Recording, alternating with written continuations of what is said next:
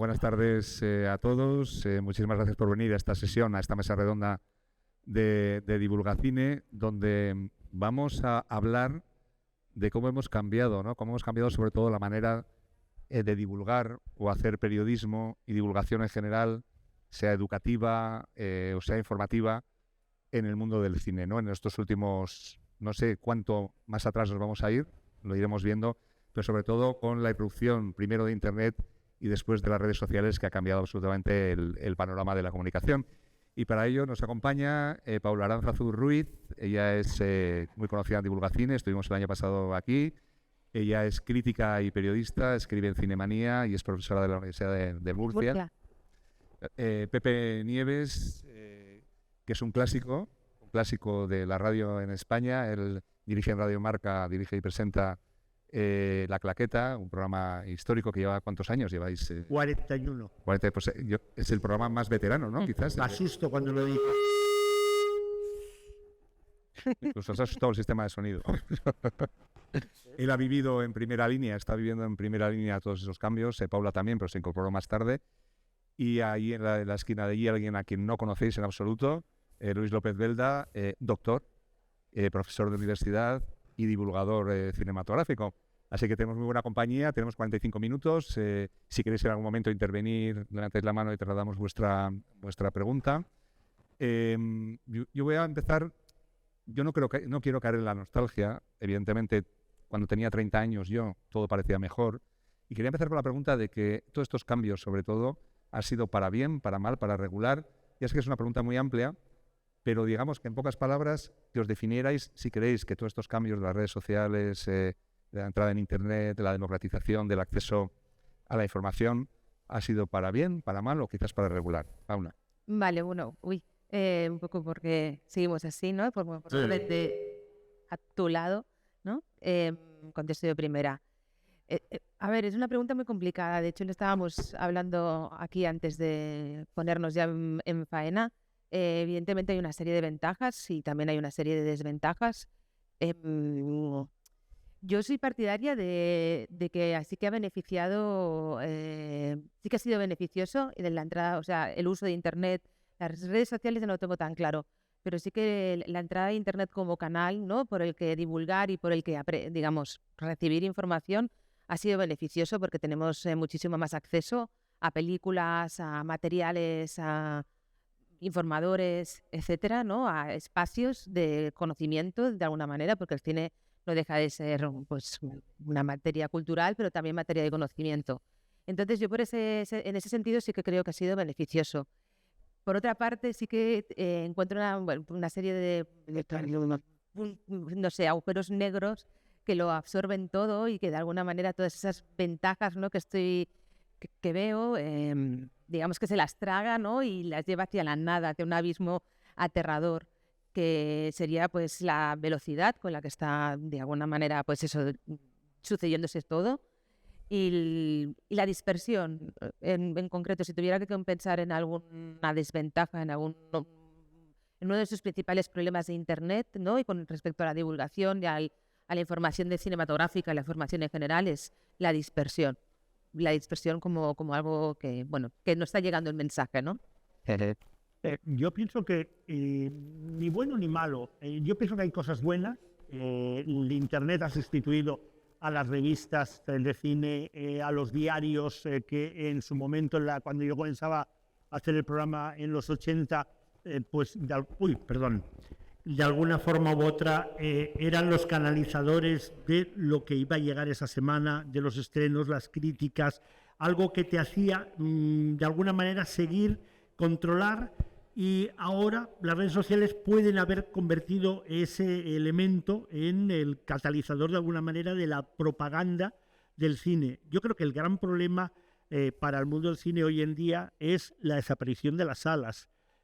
Cuando uno va al cine, a una sala, fundamentalmente el esfuerzo que hace de ir hasta ese lugar, de alguna manera el silencio sepulcral que debería haber, que no siempre hay en las salas últimamente, pero que hace que te concentres, que estés pendiente única y exclusivamente de aquello que estás viendo, hace que valores mucho más lo que estás viendo. Y hoy en día, Internet, que ha beneficiado, podríamos decir, para democratizar la manera de llegar al cine. El cine clásico, evidentemente, nunca habíamos tenido tanto cine clásico para poder recuperar y poder ver como hoy con las plataformas, pero hace que tú estás en casa y la mayoría de la gente, quien no, mientras está viendo una película, para la película, se va a cogerse una cerveza o el cubata de turno o a picar unas patatas o se va al lavabo, vuelve.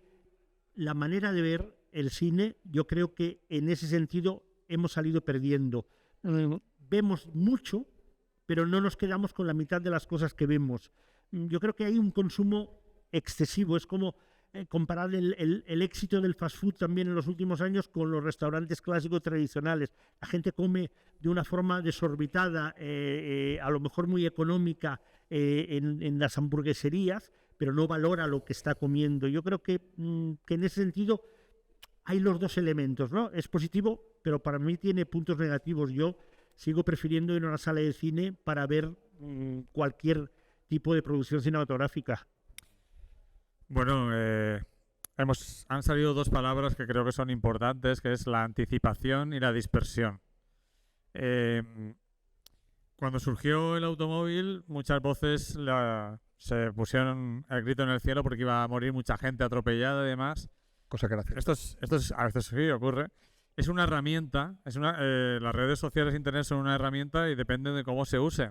No son buenas ni malas, ¿no? Creo que vivimos en una época en la que nunca el aficionado al cine o al audiovisual ha tenido tanto acceso a poder ver en tu casa cualquier cosa, que antes tenías que esperar a que la pusieran en el cine o la echaran por televisión. El problema es que al tener esa amplia oferta y esa facilidad, el hecho de ver una película no es tan especial muchas veces como era antes. Antes comprabas una revista y te ponían dentro de un mes se estrena esta película y estabas, quiero verla, llegará a Alicante, la pondrán, podré ir porque a lo mejor está solo una semana. Entonces era muy especial esa película, ibas informándote sobre ella, intentando saber lo que iba a ocurrir, ¿no? Y ahora incluso a mí me pasa que a veces llego al cine, llego a la taquilla y no me acuerdo del título de la película que voy a ver. Digo, sí, la de Brad Pitt, ¿de acuerdo? Porque tengo una de Brad Pitt, también es verdad que vas perdiendo memoria, ¿no? Eso también es cierto. Pero es una más, las películas son una más. Y además te han hablado tanto sobre ella, te han dicho tantas cosas, que cuando llega parece que ya la has visto y solo te puede decepcionar, ¿no? Porque la excesiva expectación siempre dicen que es la antesala de la decepción. Entonces ahora tenemos tanta información sobre todo, que está muy bien en principio, que a veces llega un momento en que se dispersa ese interés, ¿no? Entonces creo que, como habéis dicho, trae cosas muy buenas y cosas menos buenas, sobre todo el hecho de que las películas son mucho menos importantes en la vida de la gente que hace 30, 40, 50 años, y eso no hace falta más que ver las redes sociales de las personas. Se habla además creo que Juan Zabala lo dijo el año pasado o hace 2 años, como Juan viene siempre, pues Pude decir cualquier cosa.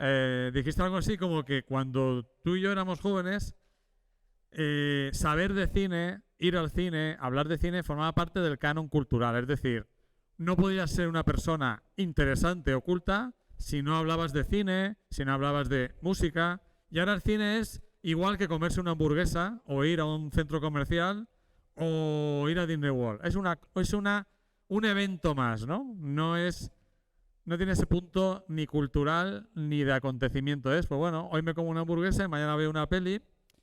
Me pasó, además estaba por aquí mi amigo Pascual, que no vayáis nunca al cine con él porque es un poco gafe. Cuando vas con él es siempre la peor sesión, donde todo el mundo habla y demás.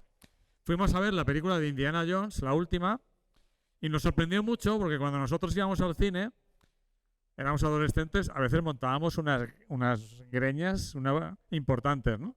Pero ahí no fue eso, ahí era que cuando los personajes hablaban, toda la gente joven sacaba el móvil y se ponía a mirar el móvil, porque cuando hablan no me interesa, solo me interesan las escenas de acción, ¿no? Y además, cada 2 por 3 se iban de la sala, se iban y volvían y decíamos, ¿qué hacen? ¿Por qué vienen a verla? ¿No? Y a veces lo que ocurre, por supuesto es una generalización y hay mucho público joven muy interesado en el cine, eso está claro. Pero a veces tengo la sensación de que van algunos espectadores a hacerse la foto delante del cartel. Muchos se hacen la foto cuando empieza la película, pero lo que quieren es subir a la red social que han ido a verla. Pero la película como que me parece que no les interesa mucho, ¿no? Es más el evento, ¿no? He ido a ver esta película que es la de este mes. He ido a ver Barbie o he ido a ver Indiana Jones, pero la película en sí, como película, como historia, parece a parte del público no interesarle, ¿de acuerdo? Es más, he ido a verla y me he hecho una foto con el cartel más que la película en sí. Esa es la sensación que tengo, que aquí hay bastante gente joven que os invitamos a contradecirnos, a llevarnos la contraria. Hombre, yo creo que sí que hay una cosa que la gente estamos más, nos incluyo a todos, más pendientes de contar lo que estamos haciendo de que hacer cosas, ¿no? Es más importante contar lo que supuestamente estás haciendo, ¿no? Iba por delante el relato o, digamos, la apariencia que el hecho, ¿no? A mí, bueno, me gustaría centrarnos un poquito más en vuestro trabajo y labor como divulgadores en diferentes ámbitos, en el ámbito del periodismo, de la crítica, de la universidad, etcétera. ¿Y cómo está afectando este cambio, cómo ha afectado todo este cambio a vuestro trabajo como profesionales, ¿no? Yo creo que otra palabra que ha traído este cambio es la fragmentación. Tú antes, si trabajabas en un medio medianamente generalista, sabías que ibas a llegar a un público muy generalista. Yo trabajaba en un programa de radio antes de las redes sociales y nunca me planteé si llegaba gente más mayor, más joven. Llegaba más o menos, en mi cabeza o en nuestra cabeza estaba que llegábamos más o menos a la gente que escuchaba la SER, que era muy variada, ¿no?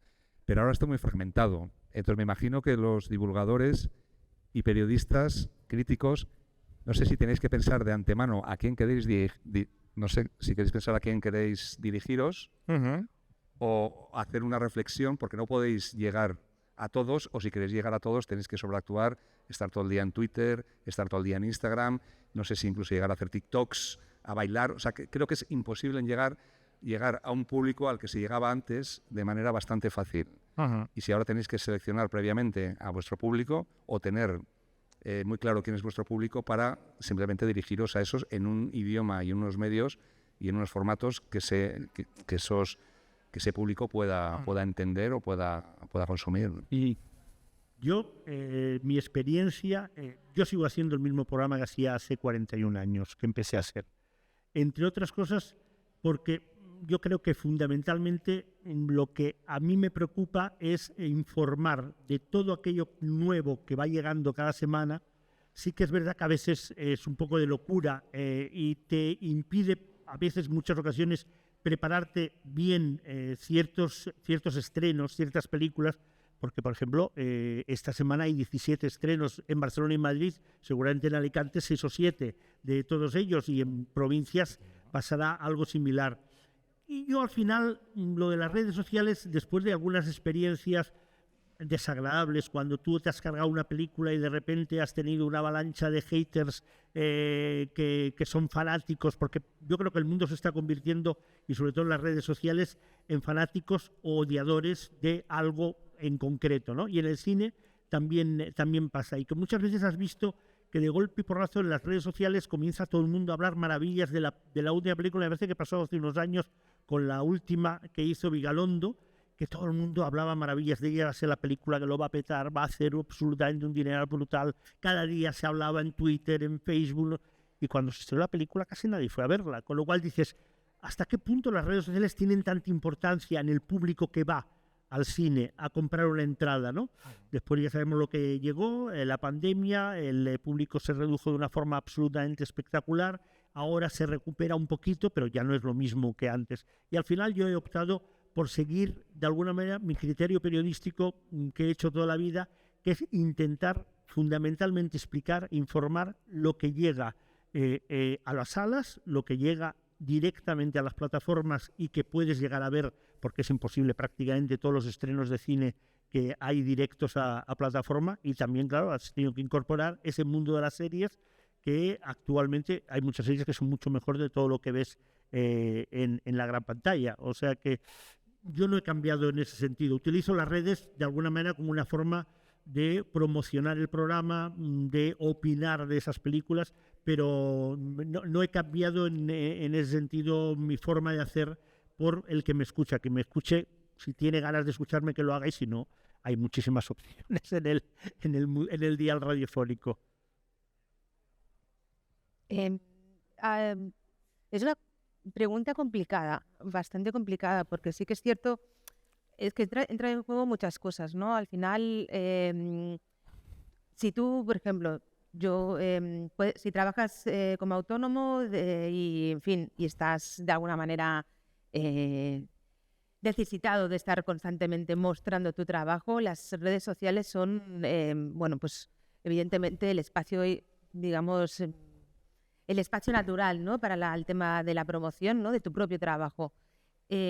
Ahora bien, también se da la circunstancia de que las grandes empresas de comunicación te exigen, ¿no? De repente, porque están muy desnortadas, ¿no? Y de repente no encuentran el público, dónde están los lectores, dónde está la audiencia, ¿no? Van en busca de esa audiencia y te arrojan a las redes sociales, pues como a los leones, ¿no? Y tienes que hacer un TikTok, de repente vas a cubrir San Sebastián, vale, pues haz la crónica, las entrevistas, mira, tienes que ver películas y además tienes que hacer TikToks, ¿no? Es como de, venga, todo el pack completo y no te da la vida, es imposible.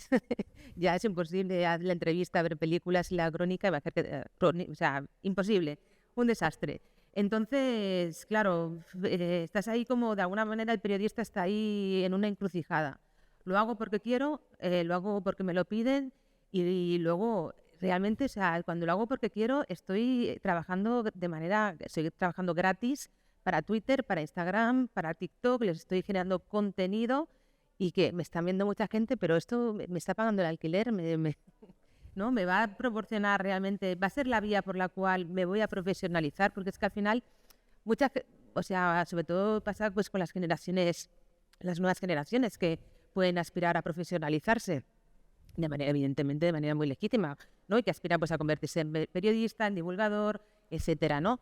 Y consideran que ese canal, ¿no? Esos espacios pueden ser el camino por el cual, ¿no? Pueden llegar, pues eso, a trabajar de este sueño maravilloso que es ser periodista.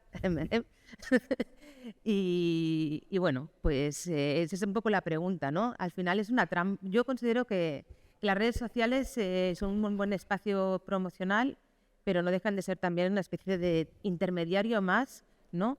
Dentro de este ecosistema tan complejo que es, en fin, que es el canal de comunicación. Citabais a Vigalondo. Vigalondo hablaba del concepto del triunfracaso, ¿no?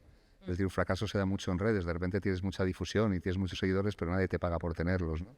Y ellos aplicaban el triunfracaso al cine diciendo, bueno, la película me la han premiado en diversos festivales, voy de gira, y la estreno en un montón de sitios, pero por toda esa promoción que me lleva meses, nadie me está pagando, ¿no? El concepto del triunfracaso yo creo que tiene que ver también un poco con las redes sociales. A mí, Luis, tú que tienes mucha experiencia también docente, que es divulgación, la docencia es evidentemente divulgación, ¿no? La divulgación probablemente más directa, sí que me gustaría que más que del periodismo o la crítica, nos comentaras un poco tu experiencia como docente y cómo ha afectado todo esto, ¿no? En la docencia y sobre todo esta fragmentación, ¿no?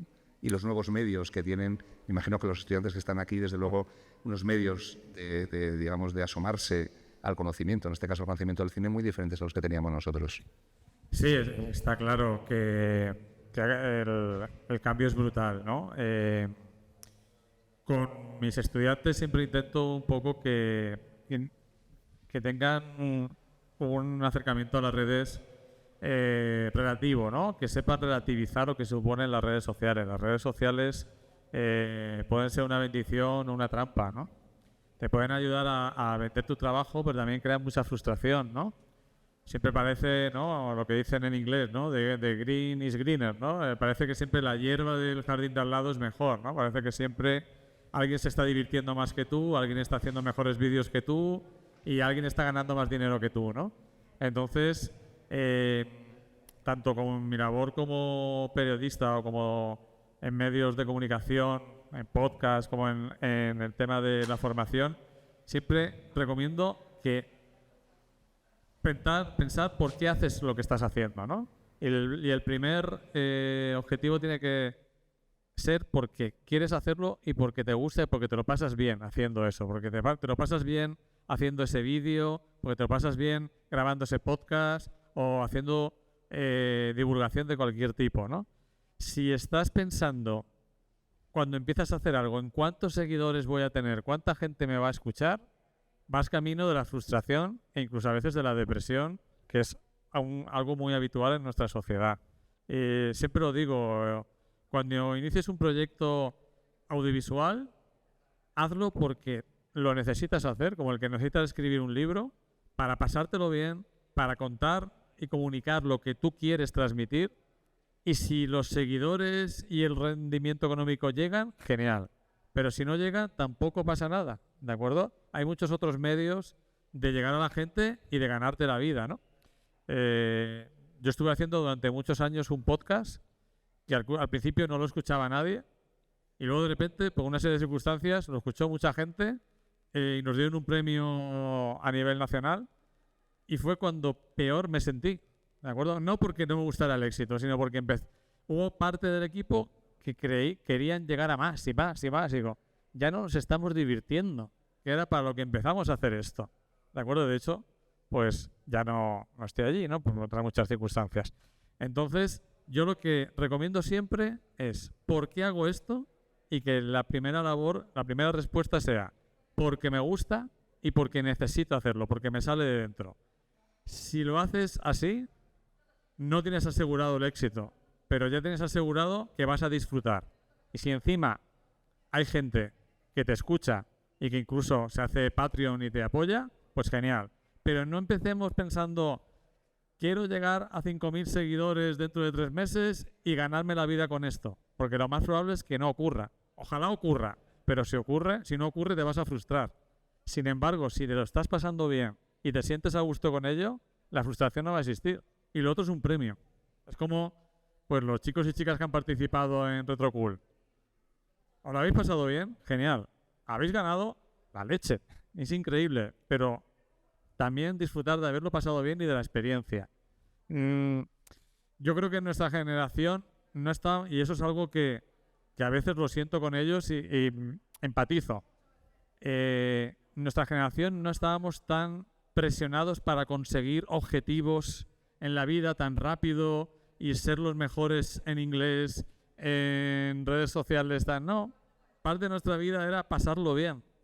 ¿De acuerdo? Nuestro objetivo en la universidad era fundamentalmente pasarlo bien, porque no sabíamos lo que iba a pasar después, ¿no? También estudiábamos y todo eso, por supuesto, pero esa presión me parece excesiva y esos 4 o 5 años de universidad no vuelven. Entonces, yo el primer día, ellos lo saben, les pongo estudiar, hacer trabajos, pero implicaros en la vida universitaria, cultural, deportiva, asociativa, conocer gente, hacer una red de amigos, de contactos y no solo las clases, ¿no? Y no solo cuando terminen la carrera, a los 3 meses no tendrán ni idea de qué notas sacaron en comunicación y medios, se olvidarán de eso, pero se acordarán, espero, de esta tarde, ¿vale? Entonces eso es lo importante, disfrutar de lo que haces, no qué seré después. Yo estudié filología y he acabado dando clases en comunicación, porque la vida me fue llevando a eso. Entonces, no estar tan obsesionados con el futuro, porque hay que estar aquí y ahora, ¿de acuerdo? Tenemos por delante como 15 o 20 minutos, así que si queréis en algún momento intervenir, metéis la mano. Hay estudiantes de otra generación diferente a la nuestra que si queréis intervenir y decir todo lo contrario a nosotros, podéis hacerlo. Bueno, yo quería hablar, mientras levantáis la mano y rompéis el hielo, quería hablar de otro concepto, ¿no? Que no sé, que yo creo que tiene parte buena y parte quizás no sé si negativa, o nos pone más en evidencia, ¿no? A los que nos dedicamos a la comunicación. Es el tema, lo comentaba antes con Pablo, antes de entrar, el tema de la autoridad, ¿no? Supuestamente antes los profesores de universidad, los divulgadores, los periodistas partían de una posición de autoridad porque, digamos, era una comunicación unilateral, no había la biliteral, con lo que se diga ahora en dos direccionalidad. Sí, no había el canal. Bidireccionalidad, quería decir que existe ahora, ¿no? Entonces, sí que es verdad que a los periodistas, profesores, críticos, les pagaban por su sabiduría o conocimiento y por tener tiempo para formarse y por tener tiempo para prepararse. Ahora se ha roto ese concepto de autoridad, se ha democratizado y no sé si esto otra vez tiene una parte buena o una parte mala. Cualquiera puede hablar. Nos hemos convertido en estas comunidades de Twitter en una especie como de bar en el que todo el mundo quiere hablar y nadie escucha a nadie. ¿En algún momento tenéis la sensación de que ya no se os escucha como se os escuchaba antes? Fíjate, ¿qué más tiempo lleva? A ver, yo creo que hoy en día hay, lo he dicho antes, un problema de, como tú has dicho ahora, de escuchar al que está hablando contigo, ¿no? Y que en muchos momentos cada uno tiene su idea ya preconcebida y que de ahí no lo vas a mover bajo ningún concepto.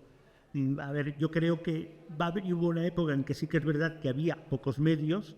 Yo cuando empecé en Barcelona eran 5 emisoras de radio, con lo cual, de alguna manera u otra, diríamos, las distribuidoras de cine, las productoras, te cuidaban y mimaban, te enseñaban las películas con tiempo para que fueras hablando con ellas. Eso de alguna manera te daba una cierta, de alguna manera, autoridad cuando hablabas de esas películas, y ahora eso se ha difuminado muchísimo más, todo se ha atomizado. Entonces, ¿qué pasa? Que la mayoría de las películas la gente las ve 2 días antes de que se estrenen, y de repente ahí comienza a haber eso, mucha gente hablando de un título, pero sin que nada tenga mucha presencia, mucha fuerza.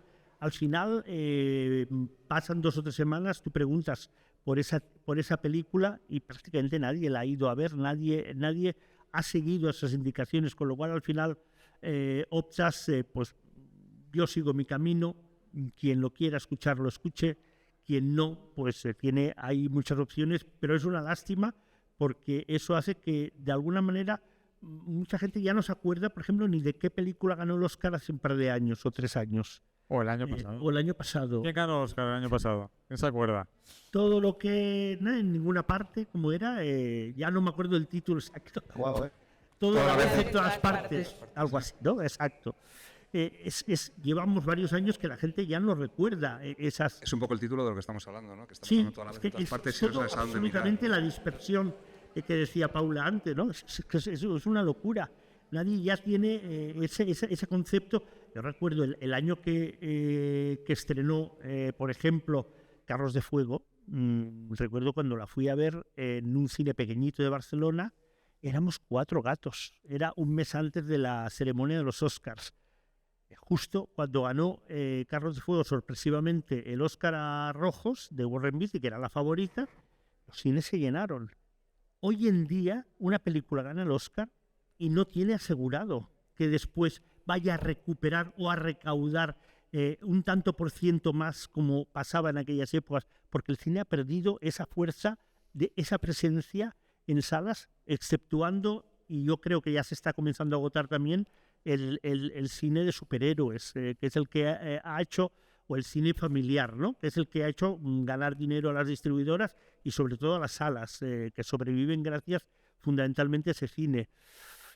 No lo sé, es compleja Pero Barbie ha ganado mucho dinero. Sí, ese año es un año excepcional. Barbie y Oppenheimer, sorprendentemente, nadie podía esperar que llegaran 2 películas nuevas sobre una historia nueva que no es una continuación, no es un remake, y hayan funcionado tan bien. Y no sé qué pasará con Napoleón de Ridley Scott de la semana que viene, si seguirá ese camino, con lo cual a lo mejor es que hay que volver a esas grandes producciones por parte de Hollywood, que no sean continuaciones, remakes o enésimas partes de éxitos ya que comienzan a estar agotados, ¿no? Los Scorsese ha funcionado bastante bien. Sí, dentro de lo que es una película de 3 horas y media no ha funcionado mal, ¿no? Sí.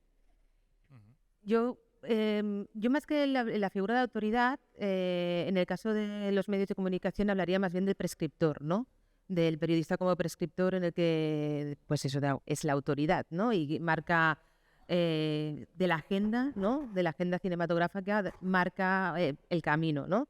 Sí que esa figura sí que se ha ido desvaneciendo y tengo la sensación, ¿no?, de que las redes sociales están provocando que cada uno de nosotros esté en esta cámara de eco, ¿no?, escuchándonos a nosotros mismos o escuchando a los que hablan o dicen las mismas cosas que nosotros, y estamos de alguna manera confirmando nuestras creencias y nuestros gustos, ¿no? Cuando lo bonito del cine justamente es pues explorar, ¿no?, y ir probando. Evidentemente todos tenemos algunas favoritas, por supuesto, pero se trata también, ¿no?, de ir descubriendo cosas porque es, en fin, ancha es Castilla. Y a mí, más que la pérdida de la prescripción, porque personalmente siempre creo que hay gente que sabe más que yo, También considero que la gente que sabe más que yo no está en las redes sociales, sino que está en otros lugares, quizá la academia o quizá otros espacios, ¿no? Me preocupa más esa especie como de cámara de eco, ¿no? En la que estamos todos diciendo, oh, escuchadme, escuchadme, lo mucho que me gusta esta película, lo increíble que es, ¿no?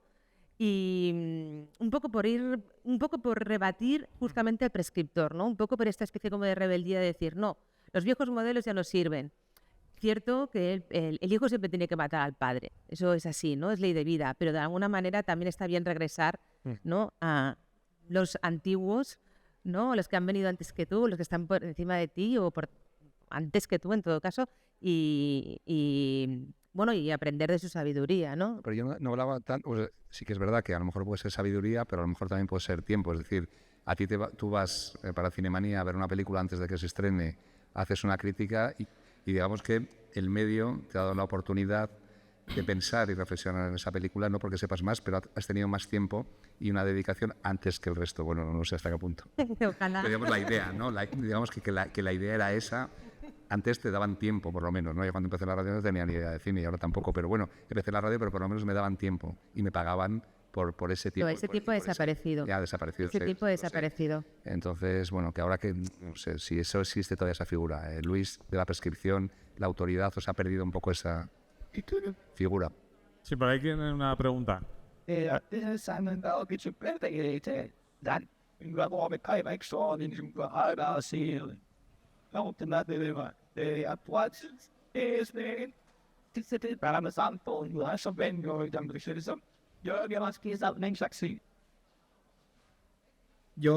creo que más que la película en sí es que el nombre del director. O sea, no es lo mismo decir Christopher Nolan que un director nuevo, digamos, que sale a la luz. ¿Por qué? Porque ya tiene detrás películas como Interestelar o como El Caballero Oscuro, que son películas muy conocidas y con un renombre grande. Y después, si ahora te saca, por ejemplo, Peter Jackson de El Señor de los Anillos, saca otra serie del Señor de los Anillos o otra película que tenga que ver con otra cosa diferente, tiene su nombre ahí, y eso yo creo que también tendría la película que saque también tendría bastante fama, digamos. Pues James Cameron y Avatar es el mismo proceso. La gente va a ver Avatar porque es de James Cameron, pero por ejemplo Barbie, Greta Gerwig, ¿quién conocía a Greta Gerwig antes de hacer, aparte de ser actriz y haber hecho un par de películas indies pequeñitas? Y en cambio ha funcionado mejor que Oppenheimer, ¿no? Ha sido un boom en todo el mundo, sorprendente, ¿no? O sea, que es complicado, ¿no? Sí. En ese caso, también es que hablamos de Barbie, que Barbie lleva toda la vida ahí, ¿sabes? Entonces también el nombre de la película Barbie, si ahora hacen otra película más de Barbie, se tendrá la misma expectación y cosas así.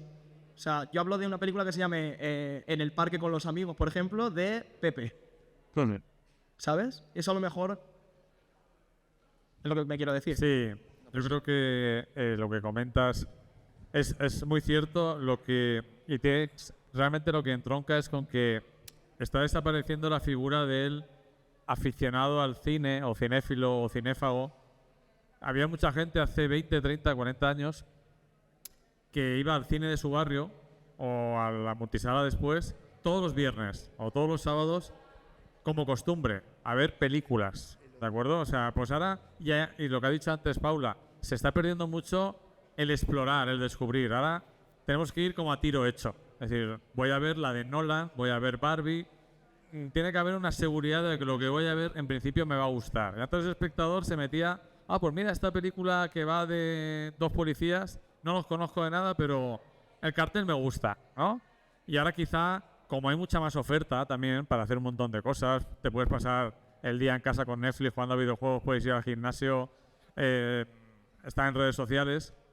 Esa figura de la persona que se metía al cine a ver qué pasa está desapareciendo. Entonces, como tú bien dices, tiene que haber algo que dé una figura de algo que te va a gustar o probablemente te interese, bien porque es una saga que ya conoces, un director o un personaje, ¿de acuerdo? Hay una pregunta aquí. No, te pasan un micro. Hola. Hola. Yo creo que esa figura se ha transformado en realidad, porque ahora como no tienes que pagar la sala de cine, puedes arriesgarte a ver cualquier cosa, solo que lo haces en tu casa. No es la misma experiencia ritual de ir a ver la película, que es lo que por lo menos para mí se ha convertido, pero ahora la película que no querías ver, tenías una curiosidad, pero no vas a ir al cine a verla, pues te puedes hacer una tarde de 3 películas en casa y es otro tipo de experiencia, ¿no? Sí, sí. No sé si Yo recuerdo una frase que le he hablado mucho con él, una persona que conoce bien Juan Zabala, que es Jaume Figueras, que siempre decía, al cine hay que ir con la mente en blanco. Cuanto menos sepas de una película, más la vas a disfrutar. Hoy en día eso es muy difícil. Ir con la mente en blanco sin saber qué es lo que vas a ver, de quién es y de qué va, es complicadísimo, pero yo recomiendo que es la mejor manera de ir al cine, es meterte. Muchas veces los festivales lo que tienen de maravilloso es eso, que te metes en una sala y digo, ¿qué película tocaba ahora a las 8? Y no te acuerdas. Y a veces descubres películas, pero hoy eso, para ir al cine, Pero como hacer diría, eso, no Jaume Figueras, sino Carlos Bollero, pescada truño. bueno, esa es otra historia. el Ese es viajero. otro punto. Pero la ese es otro pregunta, punto. has dado en el clavo, Juan, pero la pregunta es, ¿pasa algo si veo un truño? O sea, que ahora es como que si ves un truño es como que has perdido una tarde y encima no has sabido elegir bien. No pasa nada. Aprendes. Se aprende Viendo truños es cuando descubres, va a valorar lo que está bien. Exacto. Y si no los ves a veces, Yo te recuerdo, cuesta más diferenciarlos. no me acuerdo, que era un director británico que hace unos años, como ya tenía bastante pasta y tiempo, el tipo hizo el siguiente experimento. No me acuerdo quién era, no era muy conocido, no era Ken Loach, pero era un director británico que se alquiló un apartamento enfrente de un complejo con 35 salas, el más grande de Reino Unido. Y cada tarde se metía a una sala sin tener ni idea de nada de lo que iba a ver. Dice que fue los mejores 6 meses como cinéfilo de su vida. A veces, si no le gustaba, pues se iba. ¿Qué pasa? No pasa nada. No pasa nada por salirse de una sala. Mejor, si no os gusta, saliros y no molestéis a los que nos gusta. La gente se queda ahí, he pagado y me quedo ahí a molestar a los demás. No, o sea, no os gusta, iros, ¿de acuerdo? Pero tenemos mucho miedo a eso y nosotros de adolescentes veíamos y de jóvenes unas películas espantosas y no pasaba nada porque incluso pues te reías de ellas, ¿no? Y ahora parece que si veo una película que no me gusta, es el drama mayor, no pasa nada. Ya vendrá otra que te guste. Yo poco por responderle a Sí. la participante, sí que es cierto que evidentemente las plataformas ha sucedido este cambio de paradigma, no hemos pasado de la sala de cine a las plataformas y que a través de ahí pues digamos que se canalizan nuestras ganas de ver películas, ¿no? Lo que pasa es que en mi caso, por ejemplo, yo no veo la película de la misma manera, que también lo he comentado antes yo no veo la película de la misma manera en casa que en una sala de cine. En una sala de cine solo estoy por la película, ya está, no existe nada más. Es que además el propio espacio ya te determina, o sea, la oscura, la pantalla, tu atención va directamente hacia allí. En casa tengo el móvil, sobre todo el móvil es peligrosísimo, o sea, a la mínima lo tienes ahí, ay no, pero paro, voy a la cocina, lo miro un rato, tal. Sí, totalmente. Claro, totalmente. Es que prueba a hacer ese mismo ejercicio. Ves una peli en el cine, luego la ves en casa y cambia por completo. Entonces, yo no... O sea, sí que es cierto que vehicula nuestras ganas de ver películas, ¿no? En las plataformas, pero no ves la película de la misma manera. Entonces, no es un sustituto. Es, digamos, una variación quizá, pero no sustituye nada. Sí. Le damos paso a esto. Sí, una persona desconocida que hace una pregunta. Hola, ¿qué tal? Oye, ¿creéis que los festivales son o han sido alguna vez prescriptores para llenar las salas o para que la gente vaya al cine o que lo vean en las plataformas? Me da igual. ¿O creéis que...? Bueno, Pepe lo puede decir mejor, que lleva más tiempo también, Juan, pero yo creo que hubo un tiempo que ganadora del Festival de Cannes o ganadora del Festival de San Sebastián llevaban al público, a una parte del público, sobre todo en los años 60, 70, donde el cine era son una forma de vida y a veces un manifiesto político de una época complicada, sobre todo en España, yo creo que sí que tenía ese aspecto, ¿no? Los festivales de cine hoy en día se han convertido en una especie de a ver quién programa más películas a lo largo del día. Hay festivales que pueden llegar a ser entre varias salas cada día como 20 o 30 películas. Y entonces llega un momento en que es verdad, a ver, recordemos los últimos años, el Festival de San Sebastián, las ganadoras, ¿cuántas películas han estrenado? Es que yo creo que hay alguna de los últimos años que no ha llegado a los cines. Y alguna de las que ha llegado a los cines ha pasado absolutamente sin pena ni gloria. Y más grave es lo de Cannes. Cannes, recuerdo París, Texas, cuando ganó el festival, fue una película que era una película de autor, un Wim Wenders, que tuvo un éxito muy notable. Hoy en día las películas de Cannes llegan un año y medio después, casi cuando ya ha pasado la siguiente edición, y pasan mayoritariamente desapercibidas. La ganadora de este la ganadora de este festival de Cannes, del de primavera, llega ahora. Se estrena ahora en diciembre. Sí, se estrena ahora en diciembre. Bueno, también no sé, o sea, es un poco raro, es un poco complejo también lo de los festivales. Sí que yo creo que sí que ejercen todavía de prescriptores. Ahora bien, ¿prescriptores para quién?